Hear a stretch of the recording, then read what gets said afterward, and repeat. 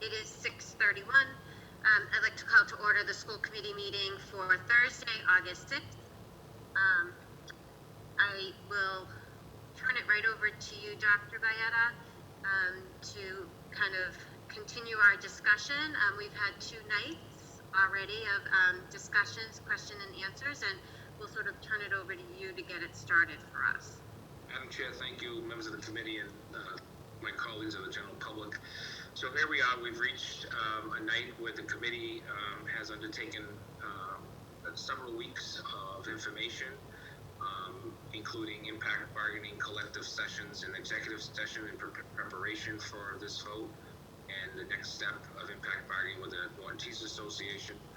I think it's important for us to just historically take a look at a few things. A crisis situation in March of 2020, a very clear, if you will, communication from my office over and over again to not only the committee, but also from the committee to my office about making sure that anything moving forward was better than what we did during the crisis. We attempted some good things and we fell flat in some others, but it wasn't from a lack of trying. It was just more of being in a crisis mode. We heard the committee loud and clear. We heard parents loud and clear, and our own NTA members and staff that work for us in our administrative team. The summer work has been probably one of the more difficult summer works for administrators in a long time. But over 40 volunteers, teachers, administrators, parents, students have been involved in this process. Our path to getting to this vote is very different from a lot of communities, and I think we can see that in some of the things that we're hearing that are happening around us, that we've tried to be transparent, open, communicative, allow for folks to have difference of opinions, not only within this group, but within the summations and the issues that we've heard at meetings or during the Q&A. And I think also our ability to recognize that both the Norton Teachers Association, this committee, and the administration have some values about wanting to make sure that decisions going forward are around the safety of students and the staff, and making sure that we try to find a way to have some type of new normalcy for our students and for our community of educators. I also think it's really important for us to have and take some time to think about that this process and how open we've tried to be, and if people feel differently, I'd love to hear how we could have made it better after it's all done. We're always trying to make ourselves better. Is that we've tried to undertake providing to the school committee as much information as we could, grounded around directness, around areas that we won't know some answers until we actually have a vote, until we actually communicate it to parents, which would be as soon as tomorrow, as soon as it would communicate to staff about what the plan is and how it impacts them, either through childcare, their own medical condition, a family member's medical condition, and all the rules and regulations that apply to them. And I think that the pros and the cons that you see in the return to school fully, the hybrid, or the full remote can be debated in general. I mean, I think all of us in the last, I would say, 2 to 3 weeks in particular, as the superintendent or you as school committee, have received for every email an example of why. And by the way, I think we should be thankful to the, for lack of a better word, educated population of Norton that has come forward with very clear, definitive, using data, using published articles for X and then against X and for Y. It truly speaks, I think, to the kind of community that Norton has. And the decision tonight is one to really say, as I said last night, it's a difficult decision. There is no right answer, but it's also an opportunity. And it's an opportunity for us to really sit down with our teachers, leaders in their union as a group and say, you know, this is what we think we should be doing, and how do we make sure that we do it in the best possible way. And I'd like to end by giving you something that literally I received tonight. And it says, "Good evening. My son so-and-so attended the ESY in-person program this summer for the last 3 weeks. My son will also be attending such and such school in the fall, and he has some disabilities, but his brother as well, but less severe. He will be joining such a program, and so will my daughter and other members of the family. I just don't want to give out the names because I don't think it's appropriate to do so. My point of this email is to simply reach out to you and let you know the program this summer was great. And I felt as a parent, it couldn't have gone more smoothly, and what I felt was very safe every day. Thankfully, my children are pretty receptive to wearing masks, and I was even told that he wore it every day in school. Today was the last day, and it was a difficult day, and I'm paraphrasing now. Loved his teachers, paraphrasing. Loved going to school. And it ends by talking about him coming home with a gift and a picture of the actual gift that was provided to by his teachers. That is Norton. That is the only reason why I'm sharing that story. That's what makes us a special place. That is the very reason why we believe, as an administrative team, that the best model for us moving forward, Madam Chair and members of the committee, is to consider the hybrid model for the upcoming school year. It is the hardest model in many ways to implement, not the easiest model. If we believe strongly that 6 feet is what is the best interest of safety, going back to school fully, it compromises all of that, number one. Number two, causes all kinds of issues around transportation and food services that are key components, as you know, of our day-to-day running of our schools. And when we look at the hybrid model and all that goes into it, and again, recognizing that for administrators, for teachers, for parents, for families, for the community at large, for transportation, for food services, for getting kids to kids in the morning, kids school in the morning or home in the afternoon, it's the most complicated of the three if you are working around that component of the 6 feet is the minimum standard. But it also allows for a component that I've been speaking about for weeks, if not months. One of the most important things I did as an educator when I was in the classroom was create relationships with my students, regardless of their ability level. Our students, as of September 16th, will have been away from teachers for 6 months. If we feel that the most safest, if you will, opportunity right now for us is to create a sense of social emotional development within our kids, to allow for them to have relationships between each other, because I will tell you that's what our kids, especially our older students, are telling me in their communications directly to me, then the hybrid model to us at this point in time, we believe can be something that we can do, recognizing at all levels that the safety of the students and the staff is priority one every day.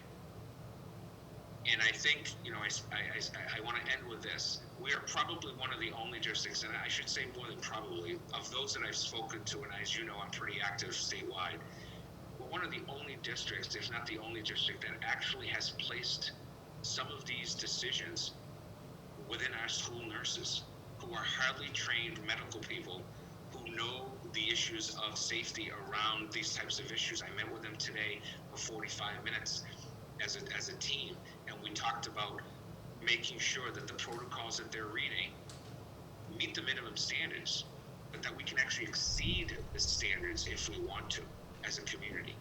And that's what we settled on today, that there are areas that we believe we should exceed the minimum standards in order to make sure that we're being as safe as we can possibly be with our student body and with our staff. So I recognize that you folks are under tremendous pressure. You know exactly where I stand as a former school committee member, that this has been placed on school committees. I don't agree that it should be. The decision on athletics is not coming until next week. We are able to publish with the state by next Friday, which is great, because if hopefully you vote tonight, that gives us some time to put a more specific report together. And I think the last part, most important, is whatever you decide tonight, this administration has to be committed and is committed to the fluidity, if you will, of us moving from A to B when needed. And that is going to be the hardest part of what happens after this vote. It's not only setting up for your vote in order of getting the school year started for staff and students via not only impact bargaining, but what class of students are in and what it looks like and what buses are in and all of that. But then the second part making sure that we're continuing to work at the same time, believe it or not, on the other model, whatever that may be. So if you start remote and you want us to move to hybrid, we have to be in play. If we start doing hybrid and we're going to go to remote because we have to, as a local level or as a state level, we have to have that in play. If in fact we're able to move because you vote that we're in person tonight, but then we're going to go remote, we have to make sure that we are fluid in that exchange, and we have to be prepared for almost all of those options as much as possible before the opening of school, recognizing that the vote you take tonight will be the priority and everything else will be better work. Thank you. Thank you. Dr. Maeda, would you mind just updating? You were able to update us, but just sort of our listeners in regards to your noontime conversation with... Yeah, thank you. I'm sorry, I forgot to mention that. So the noontime conversation today with the Commissioner's Office that I announced last night was in general an extension of us taking the reports that are due on the 10th, which is Monday, to the 14th, next Friday, which, to be quite honest, for Norton Public Schools is great. Because, like I said, it gives us more time to take tonight's vote and really, put some more detail into the report, if you will. And the second part was really that the decisions by school committees and then superintendents in acting, that they would be supported by the Commissioner's Office, and that his role would be to support us moving forward, understanding that every decision school committees are making and superintendents are making are difficult decisions. Thank you. Yesterday when we had talked about your phone call today, we weren't sure what was going to be shared. Right. So nothing that potentially would redirect or sort of shift our attention away from the conversation we've been having about sort of choosing a model. So just want to make sure that everybody is aware that there is no specific change in the expectation that school committees will make that final decision. So I'll speak for myself. I think that at this point of the process, I've educated myself in a lot of different ways. I've had the opportunity, as I shared before, to be on different Zoom meetings with senators, with the Massachusetts Association of School Committees. We've had multiple school committee meetings. I've had the opportunity to be part of the Back to School group. We've had meetings for that. I've reached out to all of you at some capacity to really educate myself. We've had plenty of data. We've had conversations with the Board of Health. I think that, we've all really done our homework and we're trying to make a decision that we think is best for Norton Public Schools. So at this point, I'm not sure if other committee members have comments, questions, and I do have to say thank you. I know we've had a long week with meetings. The Q&As that we had both on Tuesday and Wednesday, I think were really very helpful. They were very informative. I want to once again thank everybody who sent emails directly to me. I think they absolutely continued to allow me to be open-minded and really understand and maybe just gain a different insight, a different idea. So I thank all of those people who reached out to me directly for really sharing their thoughts with me as a school committee member. So I'm not sure if anybody has comments or questions. Kathleen. I just want to thank everybody who has reached out to us. The support that we've gotten this week with this decision that we have to make has been really overwhelming. I didn't really expect as much as we got. We did read all the emails. We in trying to be mindful of people's times, we pretty much let the chair and the superintendent answer any that came through. So if we didn't answer you, it's because we're trying not to inundate you as well, but we do appreciate it. And I agree with you, Carolyn. I don't think I've ever been on more meetings in my life than I have this last month between Senators School Committee, Massachusetts School Committee. And I'm extremely confident that we have done our definite due diligence, because not only do we have plans in place, but we have backup plans and we have contingency plans and we have, it's still a moving target. That's what life is right now. But I'm confident that we have all the information that we need to make this vote tonight. And if I can just share, I became chair not too long ago, a few weeks ago, but prior to that, Kathleen was chair, so I was vice chair, and Kathleen and I did spend a lot of time on different Massachusetts Association School Committee meetings. And I have to be honest, and I'm not just saying this because I have to, but it really is amazing how well I think we work as a school committee in comparison to other districts. That we can really have open conversation. We don't all have to agree with each other, but we can respect each other. And in some of our calls that we had, there wasn't that level of, I think, commitment and open discussion that could happen. So I also want to thank my committee members, because I think that we really can, when we have to, we can make a decision, whether we make the same decision or not, that we all really respect where the decision's coming from. So I thank you all for really making this process a little bit more doable, because other school committees weren't as lucky to have such a strong level of administration and support. So thanks. Well, and the fact that we get along with our administration as well has made this significantly easier. Yes, that is absolutely true. Anyone else? I don't know if anybody has questions or comments. Madam Chair, if I may. I also just want to kind of reiterate what's been said with the administration, and their willingness to work with us is obviously, as an elected official, we're doing the best we can for those who we represent. We're doing what's best for Norton Public Schools. We hear about what other towns are doing and things like that, but we're really just focusing on what we're doing the best for our town and our kids. Having friends that are educators and hearing some of the stories about how the administration is in other districts and with their unions, and it's horrible things in some other ways. We always say education is changing, and Norton likes to be at the forefront of a lot of things. And this is something that we have a great administration that's putting a lot of time and effort into this. It does not go unnoticed by the committee and by the public at large. Personally, this has been a lot of sleepless nights, a lot of tough decisions. So I do believe we're going to ultimately do what's best for the children of Norton when we vote on this in the near future, hopefully. Again, just thank everybody for their time and commitment and doing what's best for the most people at this point. Thanks, Dan.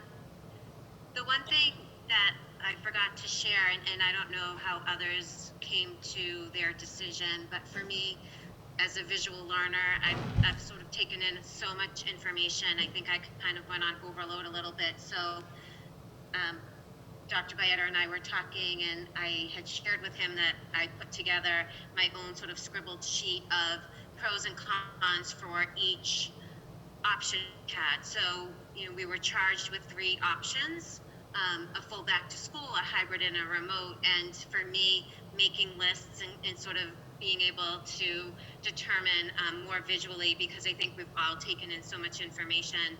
And I think we would all be in agreement that certainly we would love the option to go back to school full time.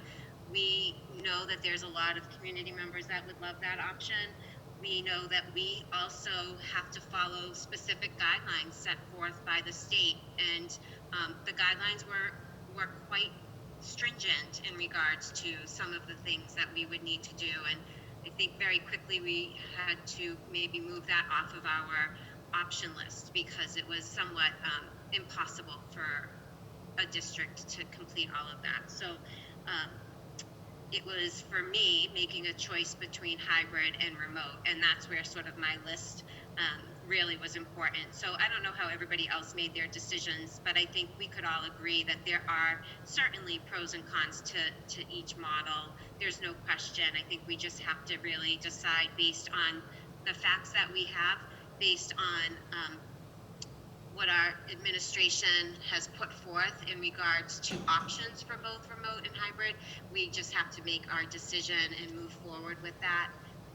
So I think if there's any other comment, we certainly can hear those now, and if not, I think that we could move to a vote.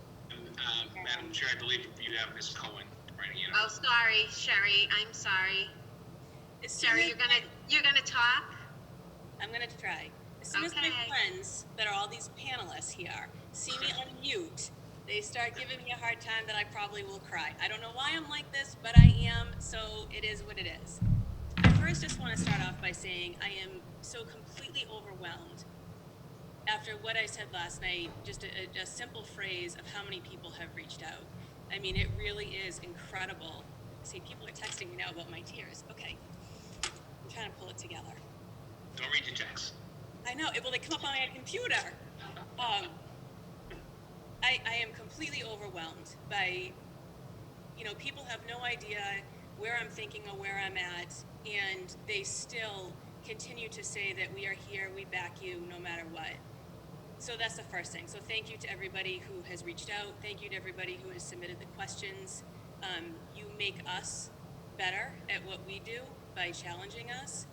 To the people on this panel, man, I wouldn't want to go through anything like this with anybody else. Each and every one of you have played such an important part and an important role in getting us to where we are.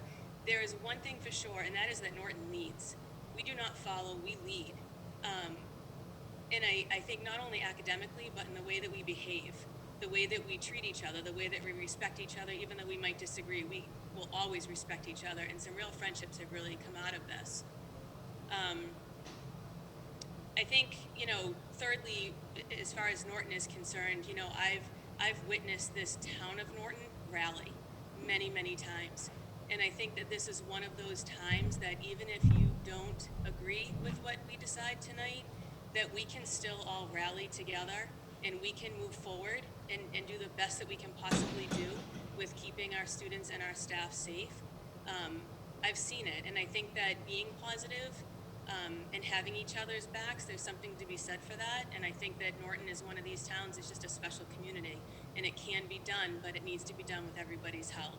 So that, I just wanted to say that. And I also just wanted to say, I have put a lot of time and effort in. I had a long conversation with our Board of Health agent yesterday, looking at the facts of the town of Norton and where our numbers are truly at in our community. I also sent another spreadsheet to the committee earlier today about some of the other surrounding communities and where their positive COVID numbers are at. And it's nice to see a downward move in our local community and surrounding communities. So I need people to know that, this wasn't the decision that I have come to wasn't done lightly. It was based on a lot of facts. And I just hope at the end of the day, just again, that we are all kind to each other and can move forward together. I didn't cry. Thanks, Sherry. Mike,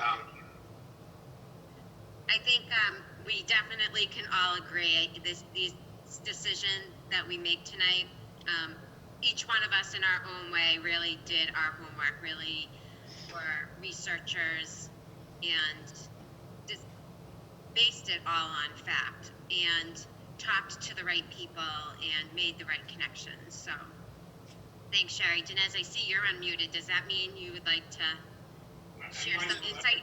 Everybody else is on that as well. I'm a little bit surprised by everybody and the discussion of the research, because I flipped a coin, I'll be honest with you. Now, I'm kidding, obviously. Listen, the reality is, school committees across the state were put in a really poor position. And I get the line of it, but that's the reality. We're not going to make a good decision tonight, and we're not going to make the right decision, because quite honestly, that's not what this is about. I've had conversations with some of the other committee members over the past week or so, and privately told them, we're really choosing the least bad option. That's the reality. Because kids going to school, interacting with their peers, interacting with their teachers, playing sports, going to drama, going to band, hanging out with their friends afterwards. That's not only the gold standard, that should be the only standard. And anything less than that is honestly unacceptable. But guess what? We got dealt a bad hand. The world got dealt a bad hand. And here we are in a pandemic.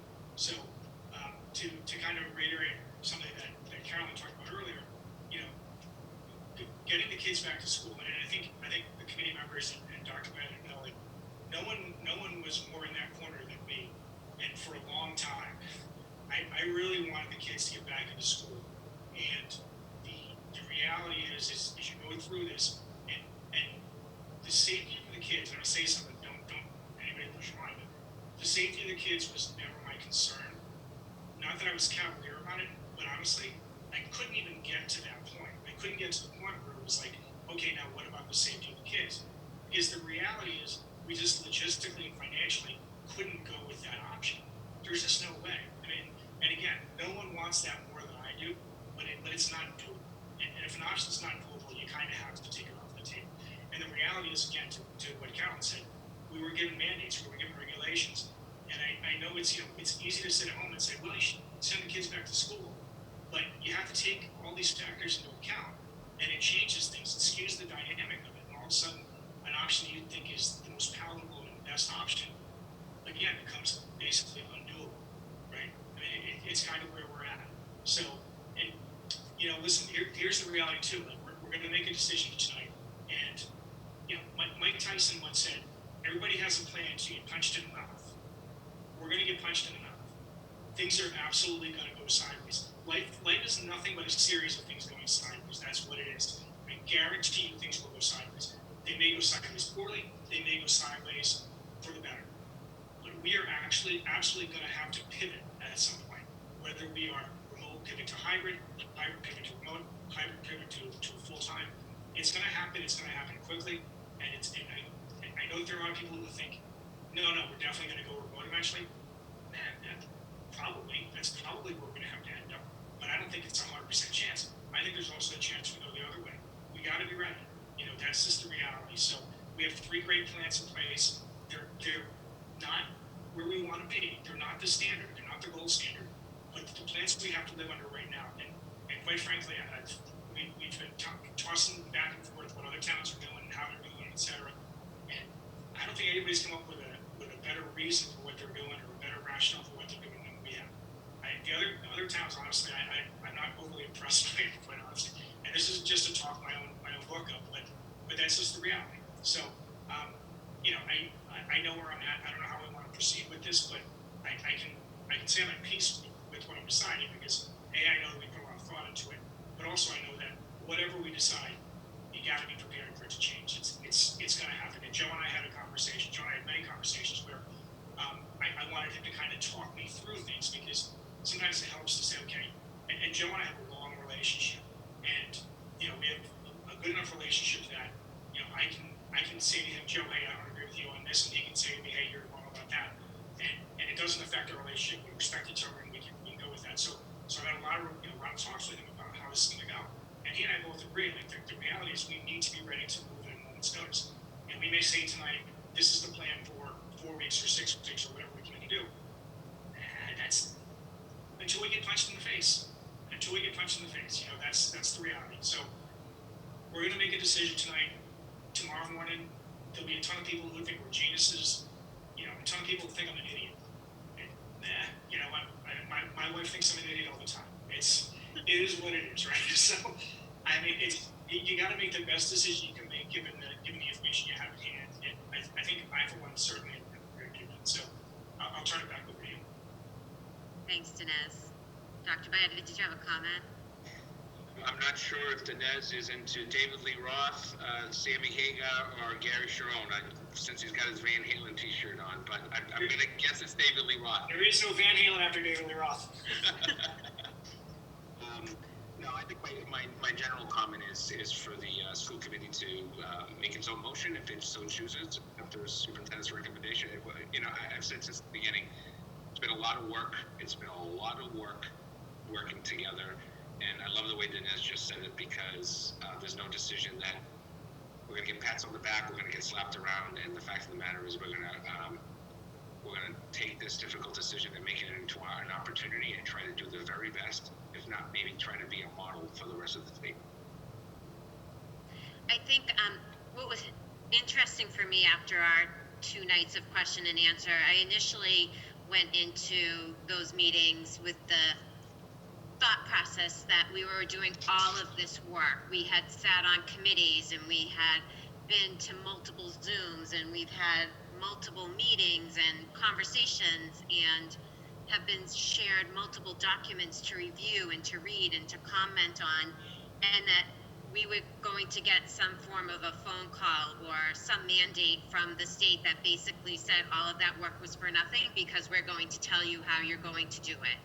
And I think after the 2 nights of question and answer, what I've realized is that even if that happens, all of the work that we did isn't for nothing. All of the time we spent, all of the thought we put into these plans, because at some point, even if the state was to mandate our next steps or how we move forward, we absolutely, or I feel that Norton absolutely is in a position to pivot in a moment.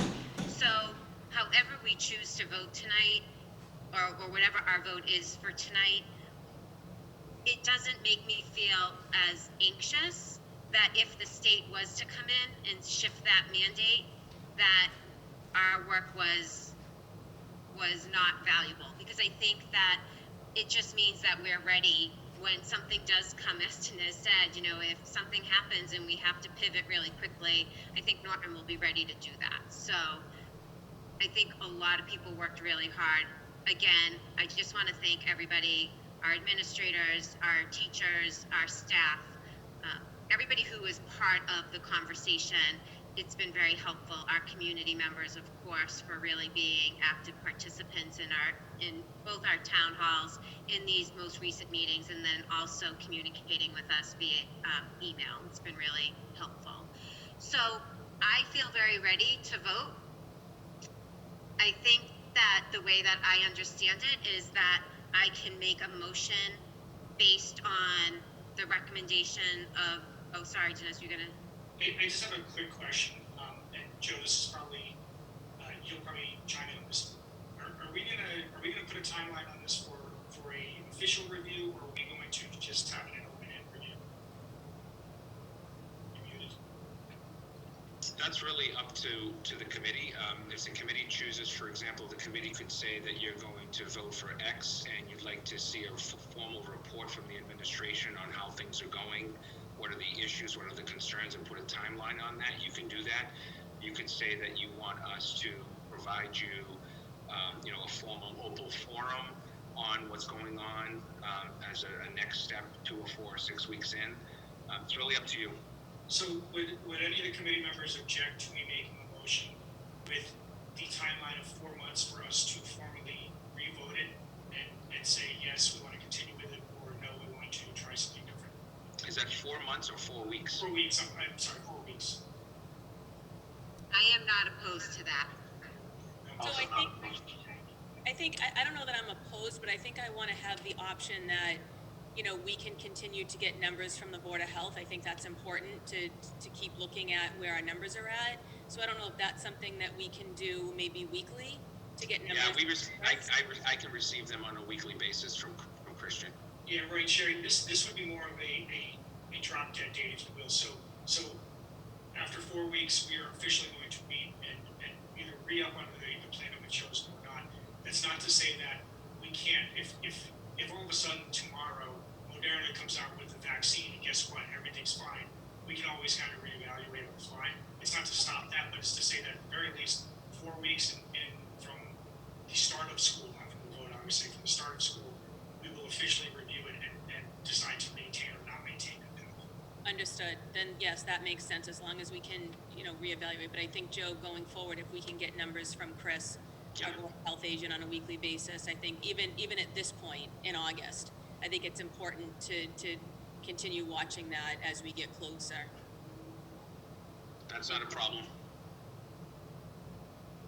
So does the motion get created as a motion on the recommendation for the hybrid model as developed by Norton Public Schools with a expectation of a evaluation within 4 weeks or in 4 weeks? How does that get? I would suggest that we utilize 4 weeks of data to make a decision, because you got to remember the kids are only going through 2 cycles, if you will, of seeing their actual teachers at that point on the hybrid model, if that's the model that you're going with. But again, it doesn't. From my perspective, the timeline is somewhat irrelevant, because I would be utilizing not only health numbers and all of that, but literally what are the strengths and weaknesses so far that we have seen of the program, or what's the data that says we should be moving in another direction.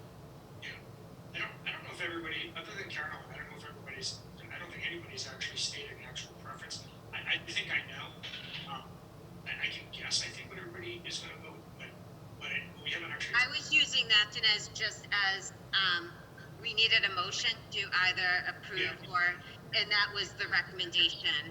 Right, so I think we should do that then. So why don't, So that was the reason why I was using that, was because it was the recommendation, and then people can choose to support or I decline. was reading into it that might be what you wanted to. All right, so I'm going to make a motion that we accept the recommendation to go to the hybrid model with a formal review and vote after 4 weeks of data. Is that what we want, Jim? That would be perfect. So that would put us. So for the sake of discussion and timeline, the first week is right now would probably be a 3-day week. I would like to say that that's not really a week of us looking at data, because we're going to have to create a model for that week. In other words, we might have the kids come in for a remote on Wednesday and then physically Thursday, Friday on that Tuesday, Thursday model. So if we were to say that was for lack of a better word, a non-week of the 4 weeks, then the first full week. So let's just do 6 weeks then, because we're getting into a gray area of data. Okay, perfect. Even I would accept that even better. I rescind my motion. I will now make a motion that we accept the recommendation for a hybrid model with a formal review and vote to continue or not continue after 6 weeks of school. To continue or not continue. Just taking notes. So Is there a second? Second. So we can vote. Can we get, so we have Savas with the motion. Was that Cohen or Sheedy? I can't. I think we all did it. Both did. You Use- just either. You, Sherry. Okay. So there was a second, so we will do a roll call. So, Dinesh, I'll start with myself. Carolyn, yes. Sherry? Yes. Dinesh? Yes. Dan? Yes. Kathleen? Yes. Perfect. Thank you very much. The first question I already just got on the Q&A is that this is related to the students in school. So you have a second agenda item that we want to at least vote on for the state of teachers back to school in the 10 days and students' first day. We can work on the rest of the calendar later, but I think it's really important for families and our staff to know. So on that item of the calendar, the recommendation is that teachers come to school beginning the 31st of August, the 1st, 2nd, and 3rd of August, meaning Friday is not a school day for them. Of September. They then come in the 8th through the 11th, the 14th and the 15th, which would give them the 10 professional development days as per the agreement between the Mass Teachers Association and the Commissioner's Office, to the 170 days of school instead of 180 for students. And school would start on the 16th, which is a Wednesday, with a schedule for that week of Wednesday, Thursday, Friday to be determined, versus the following week beginning the hybrid model as tentatively printed. And that the 2 remaining contractual days be floating days until determined by the administration and support of the NTA and the school committee. What was the original start of school? Does this fit into our original? Right, so the original start of school for teachers was the 1st and the 2nd of September, and students on the 8th of September. So this moves the teachers back 1 day to the 31st and includes the 3rd, and moves the students to Wednesday the 16th. purposes of those 10 days are everything to do with school safety under the new protocols and the potential agreement with the NTA, all issues related to training around technology and curriculum, all issues to do with the deep stuff of taking attendance, grading, and all of that stuff. It's really about taking a look at each of the schools. We'll have protocols that are what I would call 30,000 feet, our general protocols, and then all the protocols that need to go into effect. For example, a school with a second floor has different protocols than the LGN, which is a one-floor building. A school that has bathrooms in every hallway is different than a school that doesn't have them in every hallway. Those types of things, and as well as response to potential cases. So are you asking for a vote on this new calendar in regards to these 10 days? Or are you just sharing this information? I'd like a vote for us to set the standard that the teacher's start of the school year is the 31st and the student's school year is the 16th. Okay. Is there a motion to approve the start of the school year for teachers for August 31st with the start of the school year for students as September 16th? So So moved. moved. Second. Thank you. So all in favor, Sherry, Yes. Dinesh, Yes. Kathleen, Yes. Dan, Yes. and Carolyn, yes.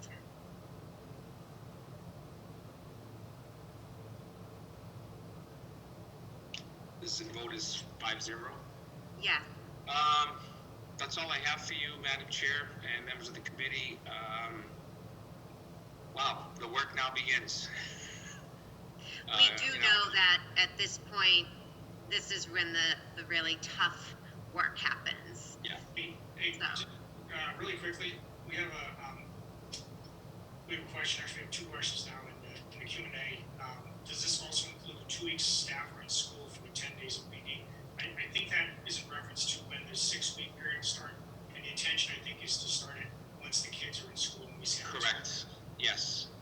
I took the vote as when the students are returning to school starting on the 16th, 16th, 9th, so that takes us to the end of October, which is a good collection of data. Not when the teachers are. Of course, we will continue not only share the data on a weekly basis with the school committee, but we'll do the same thing with our staff and our families. That's not a problem at all for us to communicate.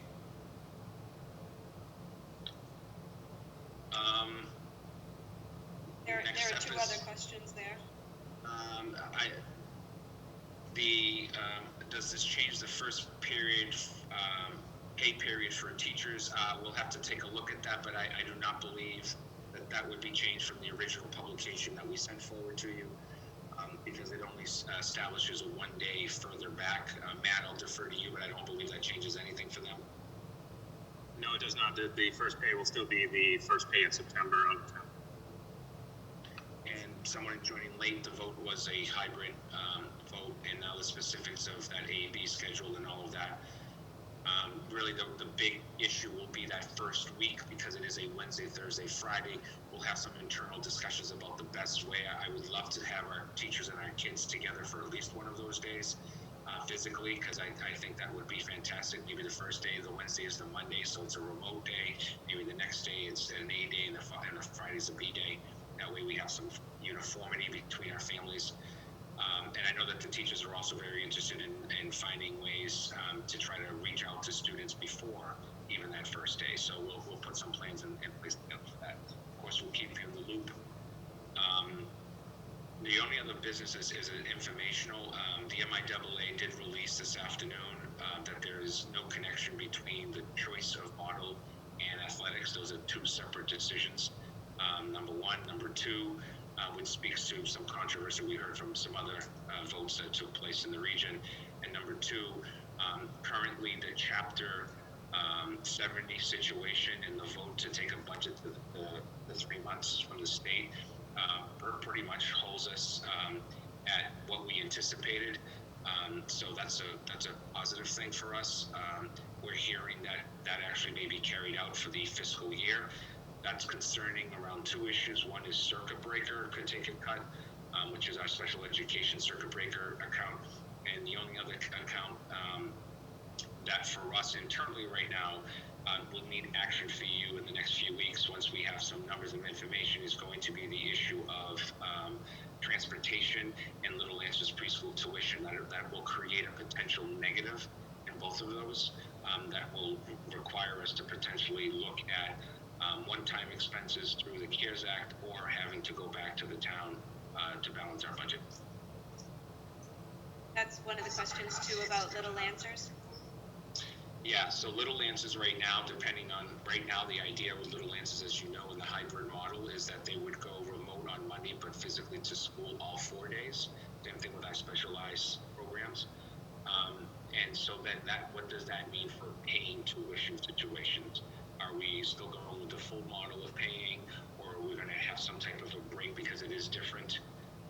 We need to see what that means. We'll have a recommendation for you. I think I just want to make sure we invite any families, any parents who have questions, just want to think about options. Certainly, we've invited everybody to email whoever you felt comfortable with regarding your questions. Dr. Bayetta is always available, is perhaps the simplest to contact. So if you go to Let's Talk, you can reach him through Let's Talk. But certainly, our emails are always available, and we will certainly, as I said last night, if you email one of us as a school committee member, if we don't have the answer, we will certainly find it for you. So let me end this for you tonight, because I think the next thing is going to be, oh my goodness, what does this mean to me now that the vote's taking place? So a couple of different things. Tomorrow, we will release a request for each family to respond to a specific survey around the hybrid model. And do they want to go remote instead, full remote? And so there's the choice within the choice, if you will, and transportation. So those are very specific, and those have a turnaround time of about a week in terms for us to create some of the other questions we're getting now around cohorts, siblings, and all of that. The second part is our staff will receive tomorrow an email from Elizabeth Simone in the HR office, which provides the regulations under all of the options available under medical situations, family medical, and child care for employees. And it has actually a very clear, follow along XYZ. And then the other part, so they will have a turnaround time as well that we've requested.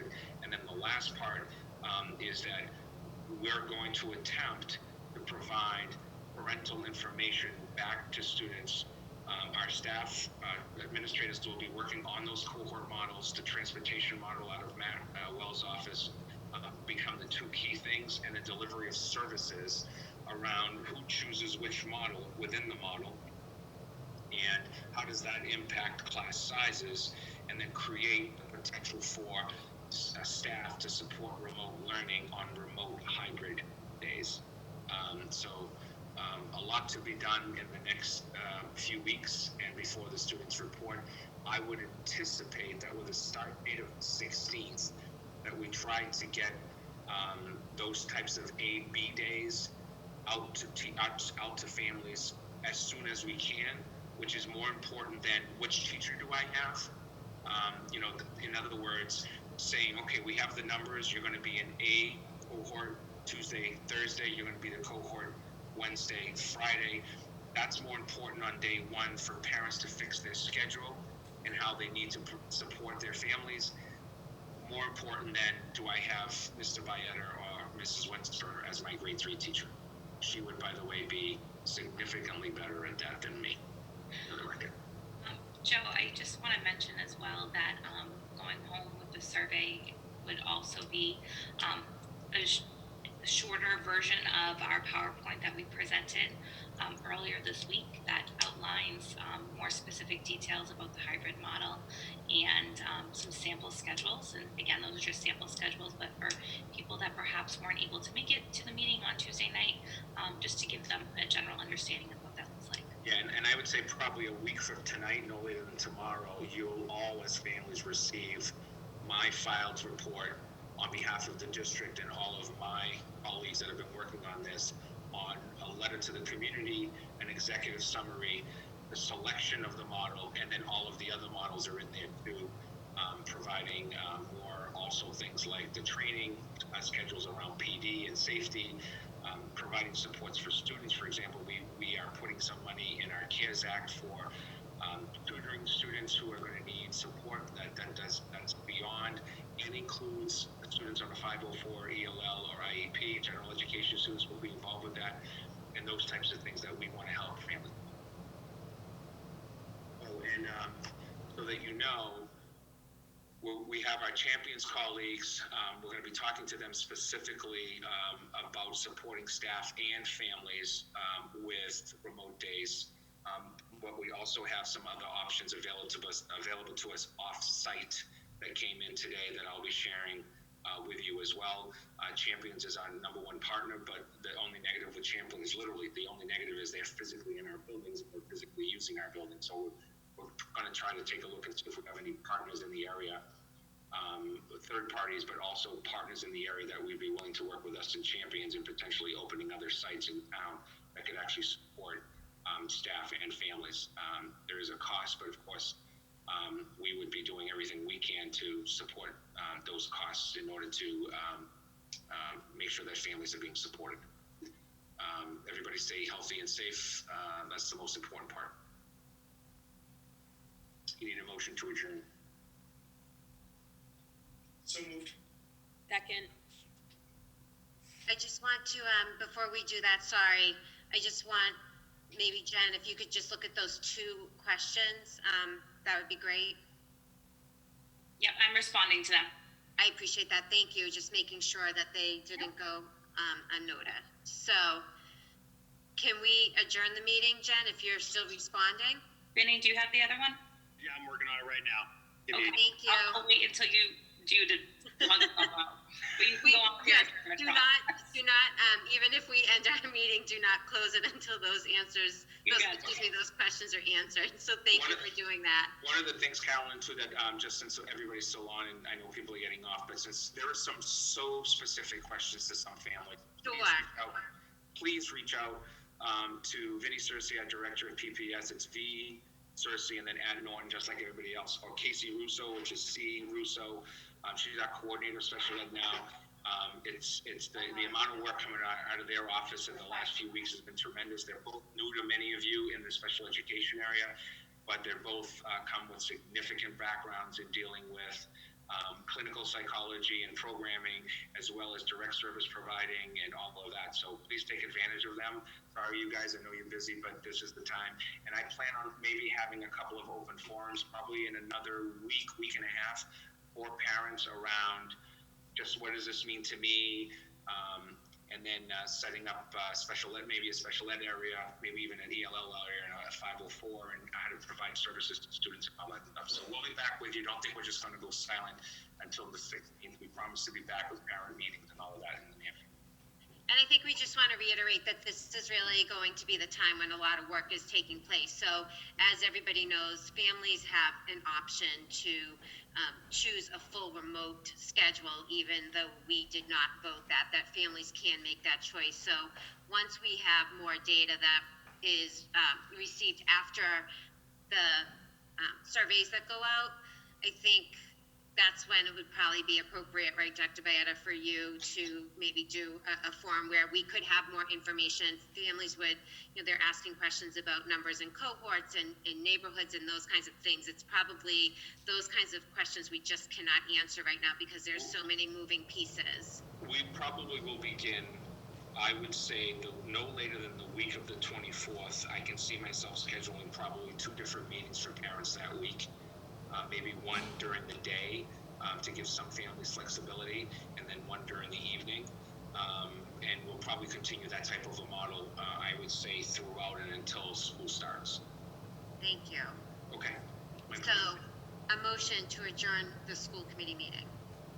We already have a motion in a second. Savas we and do. Cohen. Yep. Okay, so all in favor, sorry. Sherry, Yes. Dinesh, Yes. Kathleen, Yes. Dan, Yes. and Carolyn is yes. Thanks, everyone.